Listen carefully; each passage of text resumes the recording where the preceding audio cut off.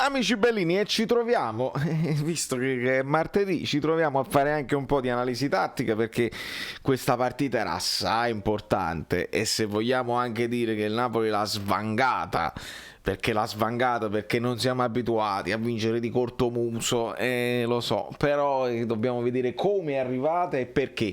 Cominciamo. È un martedì pazzesco. Rumori incredibili, rumori.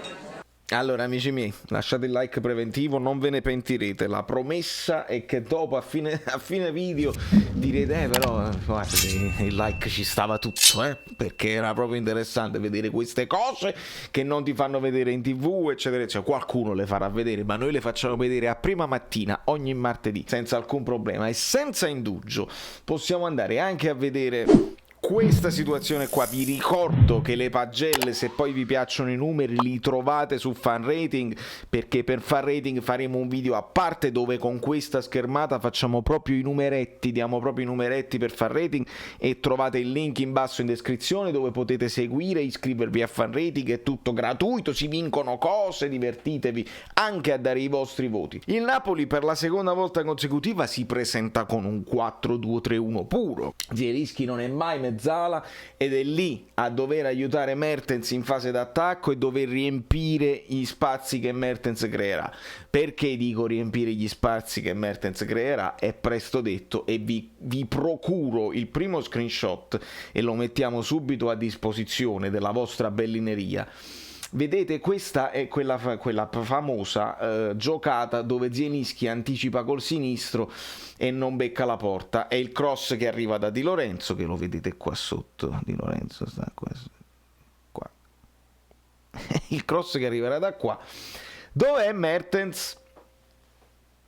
Bravi, è proprio lì. Vuol dire che Mertens aveva fatto tutto un movimento a portarsi via dai difensori, aveva aiutato lo sviluppo dall'altra parte, dopodiché la palla passa da Mario Rui, passerà, c'è il velo di Fabian, da Anghissà arriverà a Di Lorenzo, tutto scala in maniera organica. Vedete Politano che sta lì, vedete Zielinski che è pronto, che ha riempito l'area bene, quell'altro giocatore più vicino è Lozano, e se il cross non fosse arrivato perché poi viene anche deviato il cross di Lorenzo, non fosse arrivato a Zielinski, poteva arrivare sul secondo palo e ci sarebbe stato Mertens libero. Mertens non serve, Mertens è assolutamente un giocatore finito, un ex giocatore, vabbè. Poi anche un po' di rispetto per il giocatore che ha segnato più gol nella storia assoluta del calcio Napoli. No, ex giocatore, ma pure per il rispetto che è il neo papà, sarà tra poco papà. Niente, vabbè, che cosa succede quando io poi vedo l'accanimento? Che al contrario divento anche più buono di quello che dovrebbe essere, e nemmeno questo va bene, devono essere analisi oggettive, ma io nell'oggettivo vi faccio vedere il perché. Altro screenshot? Vogliamo vedere un altro screenshot per farvi capire che cosa fa Mertens che non fa neanche Osimhen? Guardatelo, Anghissà la palla, Mertens che è marcato potrebbe ricevere palla sui piedi, ma Mertens fa così, guardate il braccio, Mertens dice dalla là. Mertens, la visione periferica di Mertens, vabbè, non fa niente, sono io innamorato. Mertens è scarso. Mertens indica Mario Rui, mi rendete conto che dice lui è libero perché lì c'è il 2 contro 1 c'è Mario Rui e Lozano. Mertens indica Mario Rui, non me la dare a me, ok? Poi che cosa succede in questa azione? Che Anghissà gli dà ragione, lo ascolta e serve palla a Mario Rui. È chiaro, Mario Rui è libero di crossare. Mertens indica dove gli deve arrivare il pallone, perché se Mario Rui riesce a fare l'imbucata tra questi due difensori e gliela dà magari rasoterra oppure bella tagliata, Mertens fa uno dei suoi classici gol alla Sarri, proprio alla grande proprio. Ma tra l'altro Mario Rui avrebbe anche l'opportunità di servire Lozano. Guardate com'è facile Lozano sulla corsa, il difensore viene tagliato fuori e Mertens si troverebbe a chiudere l'azione. Invece no, in questo caso Mario Rui proverà il tiro e purtroppo vedete qua è proprio che prova il tiro Mario Rui quando Lozano poteva essere servito, quando Mertens si stava infilando in mezzo ai due difensori. Mertens è un ex giocatore, è un giocatore finito e vabbè. Andiamo a vedere altre situazioni, perché quando poi entra Petagna è anche buono, perché non è detto che solo Mertens può giocare, anche Petagna, anzi il suo impatto è stato importante perché entra nell'azione del gol toccando il pallone più volte. Vedete, riceve palla da Elmas, gliela restituisce al volo ed Elmas, vedete, è già pronto per fare il passaggio di ritorno a Zielinski, che si trovava in quella zona. Politano era più arretrato e Zielinski si trovava in quella zona da seconda punta, e vedete come Elmas è più centrale. Con Elmas più centrale ovviamente chi è che sta avanzando? Come io l'ho definito, mezzala, perché poi quando si alzano i difensori diventa mezzala, Fabian, e Fabian rientrerà in questa azione, ve lo faccio vedere benissimo. Quando riceve palla Zielinski lì fa il primo cross e Petagna riesce a toccarla di testa sulla traversa. Chi è che sta andando a chiudere e a disturbare il difensore? Questo qua è Fabian, e Fabian quindi non permette al difensore di fare un rinvio libero, tranquillo e bello potente. Di conseguenza il difensore è in panico, il rinvio è corto e finisce sui piedi di Mario Rui, che accompagna l'azione. Mario Rui tira e ancora Fabian a contendere questo pallone, vedete come è riempita l'aria in quel caso, e quando è anche buona la posizione di Elmas che aspetta, e quando Fabian viene contrato il pallone poi finisce a Zielinski, che si gira velocemente e segna l'1-0 che ci porterà la partita a casa. Questo per farvi vedere un pochino come si è sviluppato, come alla fine il Napoli l'aveva pensato con il gioco dei piccoletti e nemmeno poi era un'azione, era un pensiero poi assurdo. A me piace di più Elmas vicino a Mertens, perché Elmas entra di più anche senza palla, ma anche Zielinski lo stava facendo. Poi serve un pochino, come ha detto Spalletti, serve un po' più di qualità nell'ultimo passaggio, l'ultima scelta, ma si stava facendo anche questo. Le occasioni parlano chiaro, perché poi Politano il tiro alto, Zielinski il gol mangiato, Lozano di testa alto, non ci dimentichiamo quando Politano fa il cross di destro che io arrizzo, Rui che tira da lontano, è quello che abbiamo visto. Dopodiché l'altro tiro di Lozano alto. Lozano sta entrando, sta ritornando piano piano nelle azioni pericolose. La traversa di Petagna con il gol di Zielinski, dopodiché Zielinski ancora un tiro al lato deviato, dopodiché capitano tutto il fatto delle espulsioni, Ribéry che mette in difficoltà non tanto Ospina ma Di Lorenzo, ma Ospina ci sarebbe probabilmente arrivato, il tiro di Elmas parato violento ma troppo centrale, Fabian ancora un tiro centrale e un altro tiro di Mario Rui al lato che il portiere devia, ma non ci danno il calcio d'angolo. Signori, è presto detto, Ospina tocca pochi palloni, ma quelli che tocca li tranquillizza, un paio di uscite, poi viene anche, subisce una carica, è un doppio fallo, quello di Simi che fa fallo su Juan Jesus e poi rovinano tutti e due su Ospina in uscita, e poi c'è quel tiro che poi finisce altissimo di Gaiolo se non sbaglio, ma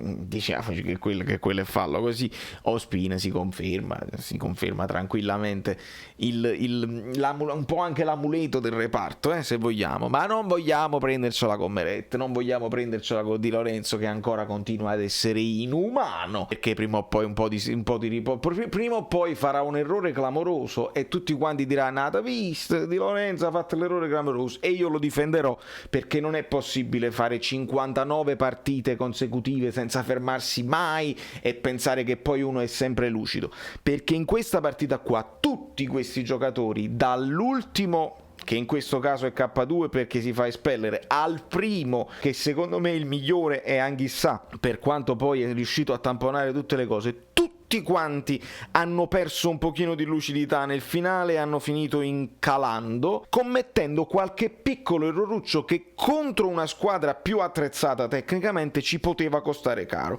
Questo va detto, perché se il Napoli vince di misura, se il Napoli finisce che ci deve far venire un infarto per qualche pallone buttato poi alla rinfusa sugli altissimi attaccanti della Salernitana, vuol dire che qualcosina l'abbiamo pagato. Rachmani però continua a essere abbastanza perfetto nella sua semplicità.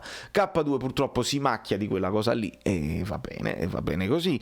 Mario Rui ancora un'ottima partita, i cambi di gioco di destro li segnaliamo, poi ne fa uno di destro che sbaglia e io glielo perdono, perché comunque il concetto lo sta sviluppando, sta imparando anche questa cosa che non abbiamo mai visto da Mario Rui, quindi va bene.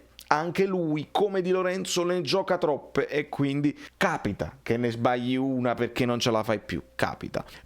Politano mi è piaciuto molto in fase difensiva, specialmente nel primo tempo, quindi perché ha dovuto aiutare Di Lorenzo perché Ribéry aleggiava in quella zona e doveva essere aiutato. Lo stesso Anguissa, che purtroppo l'ammonizione c'è perché il fallo è imprudente, cerca di prendere il pallone però comunque dà un calcio all'avversario, quindi l'ammonizione c'è. Nonostante l'ammonizione è riuscito a fare tutti interventi puliti fino a fine partita, rischiando, perché comunque con un arbitro del genere i Fabbri, la battuta dei Fabbri non è mia ma è vostra, degli amici Bellini, rischiando insomma anche di essere poi espulso anche lui, però ha fatto una partita in crescendo. Anche lui ha perso un pallone o forse due evitabili, come lo stesso Fabian, sempre autore di un'ottima partita, dove però un paio di volte un colpo di tacco evitabile, una palla persa, e quindi rispetto alle partite perfettissime che ci ha fatto vedere nelle altre gare di pochi giorni fa. Lozano è entrato all'interno di certe azioni ma non viene comunque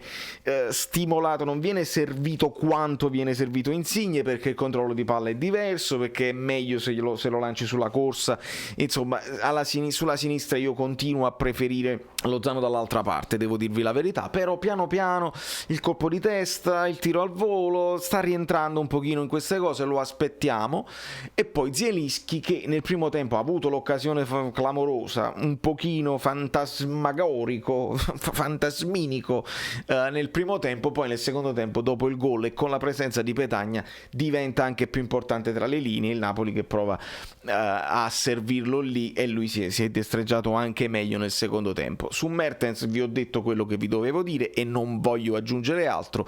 Entrano poi nel secondo tempo, quando perdiamo K2, entrano Juan Jesus che si metterà qui, entrerà Zanoli che si metterà qui, Elmas che si metterà in questa zona con Petagna qui, prima ovviamente con uno Zielinski da questa parte e un Politano da questa parte, quindi confermando diciamo la tattica, no? L'impianto tattico. Poi finiremo con Juan Jesus qui che ce lo ritroveremo titolare, quindi attenzione, Zanoli da questa parte per gli ultimi proprio minuti e Petagna qui coadiuvato da Elmas che qui poi si andava a stringere, e quando si andava a stringere c'era la solita cosa di Fabian un po' più avanti con Mario Rui che faceva le preventive da questa parte. Anguissa per me migliore in campo, il peggiore in campo se lo giocano lo Zielinski del primo tempo per quel gol mangiato, e purtroppo io devo dire K2 perché K2 comunque ti ha fatto rischiare con quell'espulsione. Non sono attacchi, sono i momenti della partita, ecco il momento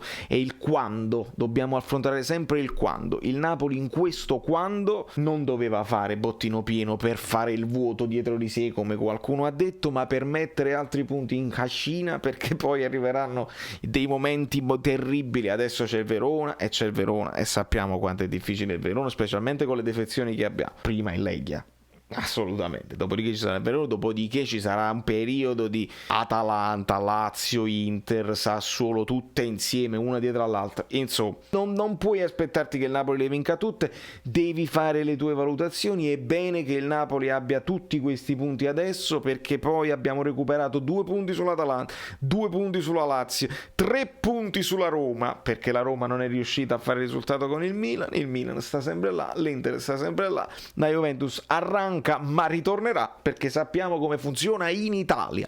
Da New York, Valerio Fluido è tutto, se ve lo siete visti tutti, hashtag sotto, però forse Mertens, potete scrivere così, potete anche non essere d'accordo e ritenerlo un giocatore finito, non mi interessa, resterete sempre amici Bellini, però gli amici Bellini, anche quando ritengono che un giocatore possa far meglio oppure abbia finito o sia in fase calante, in fase discendente, sono più Bellini nelle dichiarazioni, non dicono non siamo proprio noi che ragioniamo così, né con Mertens né con Insigne né con Fabian. Forse con Fabian sono stato un po' troppo cattivo io in passato, ma perché stavo giocando una chiave e quindi ero giustificato dalle prestazioni, mai dal giudizio assoluto sul calciatore, che non sono robot. Ciao, sono Saveria Solida. se arriviamo a 15.000 iscritti su YouTube è una cosa di cortesia, ma secondo me dovreste seguirlo anche su Instagram, @ValerioFluido. Fa tutte queste cose cretine. Sei iscritto pure a TikTok. Niente più, dai, basta, sei cringe. Quante cose.